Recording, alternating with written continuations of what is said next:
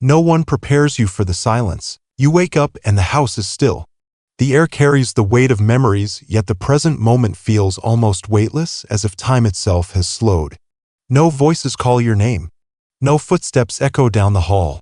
Just the steady ticking of a clock, a sound you once ignored, now impossibly loud, filling the spaces where conversation used to be. And so, you sit with the quiet, wondering, is this loneliness? Or could it be something else? For so long, life was a symphony of movement, family to care for, responsibilities to juggle, voices overlapping in a constant rhythm. And then, one day, the world grows quieter. Not all at once, but bit by bit, like waves pulling back from the shore, revealing stretches of solitude you were never taught how to navigate. Society tells us that to be alone is to be forgotten. That without a crowded dinner table, without a phone that rings often, we are somehow less. But what if we've been looking at it all wrong? Eleanor thought the silence would consume her. At 74, she found herself alone for the first time in decades. The loss of her husband, the busy lives of her children, the friendships that faded over time, it all left her feeling like she was standing in a house too big for just one heart. She tried to fill the emptiness, turning on the TV, flipping through old photographs, reaching for the phone. But one morning, she did something different. She stepped outside, felt the crisp air against her skin, and noticed the golden light in the trees. She took herself out for coffee, not to wait for someone, but to simply enjoy the moment. And in that stillness, she realized something profound. She was still here, and that was enough. Aging alone does not mean aging lonely. The difference isn't in how many people surround us, but in how we choose to embrace the space we've been given. So, how will you embrace yours? Here on Elderly Wisdom Story, we don't see solitude as an emptiness. We see it as a new beginning. A time for reflection, for growth, for quiet joys that belong to you alone. If this resonates with you, stay with us. Subscribe, and let's walk this path together. Because this chapter of life isn't about what's behind you. It's about everything still waiting to be discovered. We are taught to believe that a full life is measured by how many people surround us. That happiness is found in numbers. The more friends we have, the more invitations we receive, the busier our days, the richer our lives must be. But if that were true, why do so many still feel lonely even in a room full of people? Margaret spent her life as the center of every gathering. She was the one who remembered birthdays, organized dinners, made sure no one ever felt left out. People admired her warmth, her presence, the way she was always surrounded by friends. But when life slowed down, when retirement came, when her children moved away, when old friends drifted into their own routines, she felt something she had never expected. The phone still rang. There were still coffee dates, still social events, still a dozen names she could call at any moment. And yet, she felt utterly alone. She tried to keep busy, believing that if she simply filled the time, the feeling would go away. But something was missing. Conversations were pleasant, but they rarely went beyond the surface. The laughter was there, but it faded as soon as she walked through the door. Then, one day, she sat across from an old friend, someone who had known her for decades, someone who had seen her through the triumphs and the heartbreaks, the losses and the joys. And for the first time in a long time, she felt something real, a connection that ran deeper than small talk, deeper than obligation, deeper than the need to simply be surrounded. That day, Margaret realized something that changed everything. True companionship isn't about how many people fill the space around us. It's about who truly sees us, who hears the things we don't say, who stands beside us not just in the easy moments, but in the ones that test us. You can have 100 acquaintances and still feel lonely. Or you can have one deep connection and feel complete. As life changes, so do the relationships that serve us. It's not about holding on to everyone we have ever known, but about nurturing the few who truly matter. It's about choosing depth over breadth, meaning over numbers, substance over social busyness. And sometimes it's about letting go of the noise, the obligation, the friendships that no longer bring joy, so that in the quiet we can finally hear the voices that truly matter. Aging isn't about collecting people. It's about keeping the right ones. And if this speaks to you, then stay with us. Here at Elderly Wisdom Story, we celebrate the connections that truly matter both with others and within ourselves. We spend so much of our lives holding on to the past, to routines, to relationships that once made us feel whole. We tell ourselves that friendship is forever, that every bond we've built must be preserved, that letting go is a kind of failure. But what if the belief is what keeps us feeling exhausted rather than fulfilled? As the years go by, something shifts. The invitations don't come as often. The calls grow less frequent. And the friendships we once thought were unshakable begin to change shape. Some drift naturally, others remain but start to feel different. We sit through conversations that feel like obligations, nod along to words that skim the surface but never touch the heart. We leave gatherings feeling lonelier than when we arrived, and yet we hold on. We tell ourselves that any friendship is better than none, that saying no is unkind, that choosing peace over presence is selfish. James believed this for most of his life. He was the kind of man who filled every room with laughter, the friend who never said no, the person who made sure no one ever felt alone. His days were a steady rhythm of coffee dates, phone calls, and dinner plans. On the surface, he was the picture of a well-connected life. But behind closed doors, he felt something unsettling, a quiet exhaustion. He couldn't explain it at first. How could he feel drained when he was surrounded by people? But then he started paying attention. The friends who once energized him now left him feeling unseen. The conversations that once felt natural now felt rehearsed. The gatherings that used to bring joy now felt like a performance, a role he had played for so long he had forgotten what it meant to simply be. One evening, after another dinner filled with polite small talk and empty laughter, he sat alone in his quiet house and asked himself a question he had never dared to consider. Am I holding on to these friendships because they nourish me, or because I'm afraid of what will happen if I let them go? The answer came with a painful kind of clarity. He was afraid of the space that letting go would create, afraid of the silence that might follow. But then he realized, wasn't that the same fear he once had about solitude? And hadn't he already learned that silence, when embraced, was not empty, but full of possibility? And so he made a choice. He stopped forcing himself into spaces where he felt unseen. He let go of friendships that no longer felt like home. He allowed himself the freedom to choose quality over quantity, meaning over habit, depth over obligation. At first, his world felt smaller. But then something unexpected happened. The space he had feared was not filled with loneliness, but with peace. The friends who remained were not just acquaintances, but companions, people who truly knew him, who listened without judgment, who spoke not just to fill the silence, but to understand. Not every relationship is meant to last a lifetime. Some are only meant to walk with us for a season.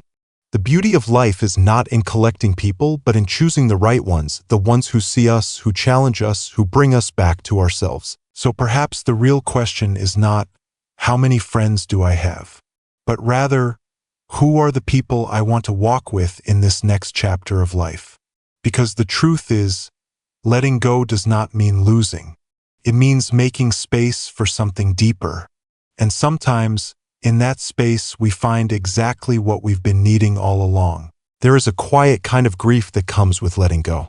Not just of people, but of the life you once knew. At first, the space feels too large, the silence too loud.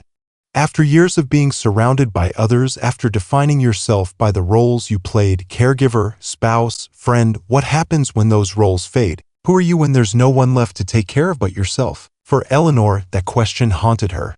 At 74, she found herself alone in a house that once felt full. The days stretched long, the nights even longer. She tried to fill the emptiness, turning on the television just to hear voices, keeping busy with errands that didn't really need doing, scrolling through old photographs as if they could bring back the life she once had. But no matter what she did, she couldn't escape the silence. It followed her into every room, a constant reminder of what was missing. But one morning something changed. She woke before the sun, the air still and peaceful. Instead of reaching for the remote, instead of picking up the phone to call someone just to fill the space, she did something she hadn't done in years. She sat with herself. She made a cup of tea and watched the world wake up. The way the early light stretched across the walls, the gentle rustling of leaves, the warmth of the mug in her hands. And for the first time in a long time, she felt something unexpected. She felt present. It was then that she realized solitude wasn't something she had to escape. It was something she could embrace. It wasn't an empty house.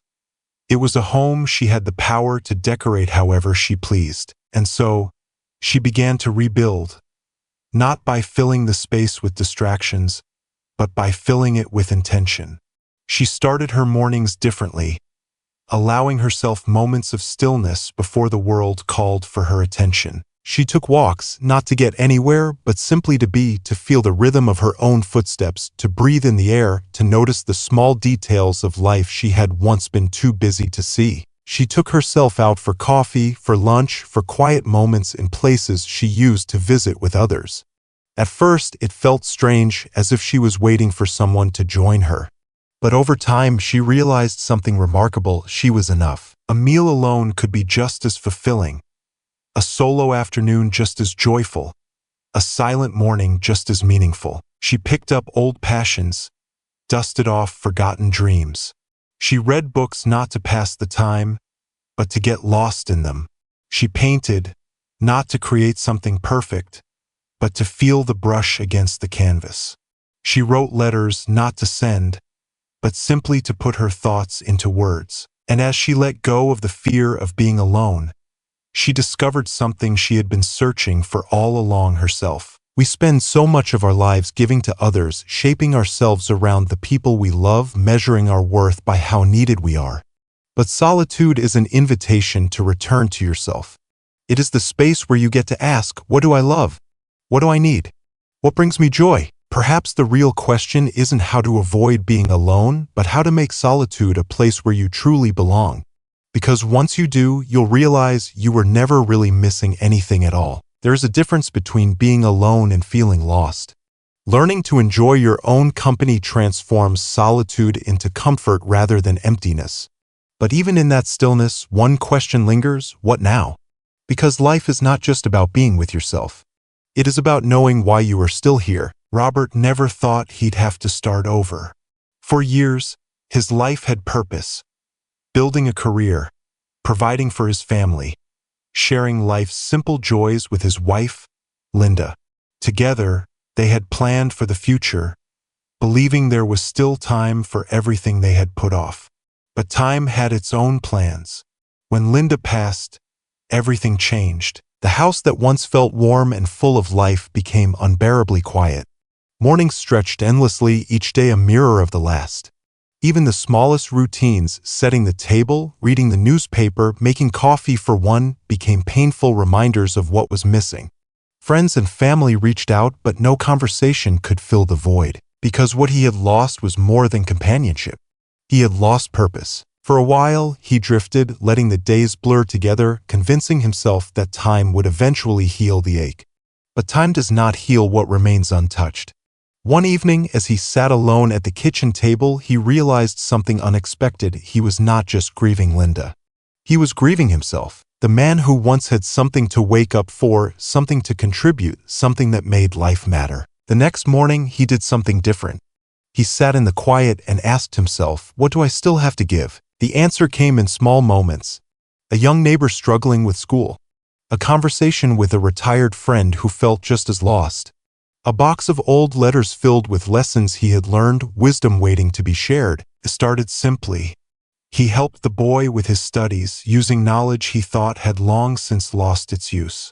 He began writing down his life lessons, not for himself, but as a way to leave something behind. He reached out to a mentorship program, offering guidance to young adults in need. And in the midst of it all, something changed. He felt needed again. We often believe happiness comes from the people around us, but true fulfillment isn't about who is with us, it's about what we still have to give. Relationships bring joy, but purpose is what keeps us alive. For some, purpose comes through storytelling, writing down memories and lessons for the next generation. Others find it in sharing skills, passing down knowledge that might otherwise be lost. And sometimes it's in the smallest gestures, volunteering from home, offering a kind word, mentoring someone in need. Meaning is never about size, it is about intention. The truth is, fulfillment was never meant to depend on others. The presence of people may brighten our days, but it is what we do with our time that defines the richness of our lives. The question is not, who is here with me?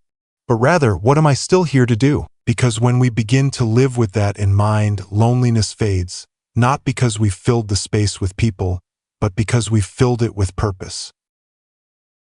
Life at every stage is a story of change. We begin by searching for belonging, for connection, for a sense of who we are. For decades, we shape ourselves around the expectations of others, measuring our worth by the roles we play, the people we love, the commitments we uphold. But as the years pass, something shifts. The noise quiets, the pace slows, and for the first time, we are given a choice to continue living for the world or to finally start living for ourselves. Aging is not about what we leave behind. It is about what we choose to carry forward. The friendships that bring us peace. The passions that reignite our spirit. The wisdom we have gathered ready to be shared. It is a time to release what no longer serves us, to embrace the power of solitude, to discover the profound joy that exists not in external validation, but in simply being alive. Every moment, whether shared or spent alone, holds meaning. A morning cup of coffee in silence, a walk under the warmth of the afternoon sun, a conversation that lingers in your heart long after it has ended. Life is not measured by the number of people around us, but by the depth of the moments we create. And you are still creating. So, what will you choose today? Will you wake up and embrace this chapter as yours to write? Will you allow yourself the freedom to let go, to set boundaries, to live not out of obligation, but out of intention? If these words resonate with you, you are not alone. Here at Elderly Wisdom Story, we are a community, a space for reflection, for encouragement, for finding joy in this stage of life. Subscribe, share your thoughts, and let's continue this journey together. Because aging isn't about fading into the background. It's about stepping forward into everything that is still waiting to be discovered.